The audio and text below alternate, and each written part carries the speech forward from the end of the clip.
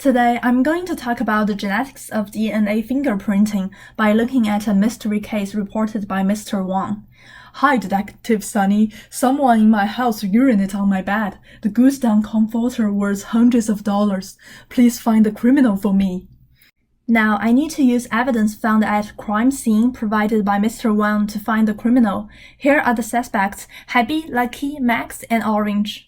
They are all creatures living in the house besides our reporter and witness, Mr. Wang. The crime happened when Mr. Wang went out to grocery stores, so Mr. Wang is excluded. When he went back home, he saw someone is laying on the bed, but he did not remember who that is. Mr. Wang found a strand of animal hair and some urine on the bed, and I will analyze it now.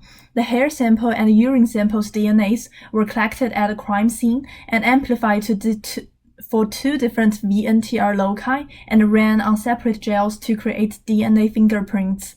These samples were then compared to each of the 4 suspects' DNA. Looking at the gels for these 2 VNTR loci, we can analyze each suspect's fingerprint to find out who committed this crime.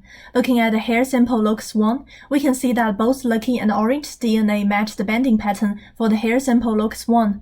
We can exclude Happy and Max from being the criminal because their patterns do not exactly match the sample pattern.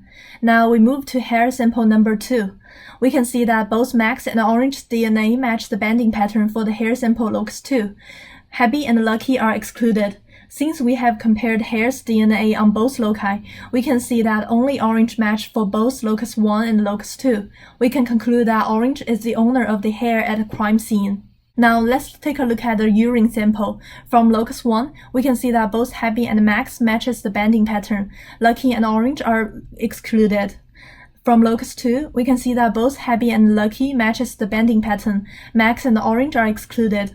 Since we have compared urine's DNA on both loci, we can see that only Happy matched for both locus 1 and locus 2. We can conclude that Happy is the owner of the urine at the crime scene. Therefore, Happy is the probable criminal who urinated on the bed.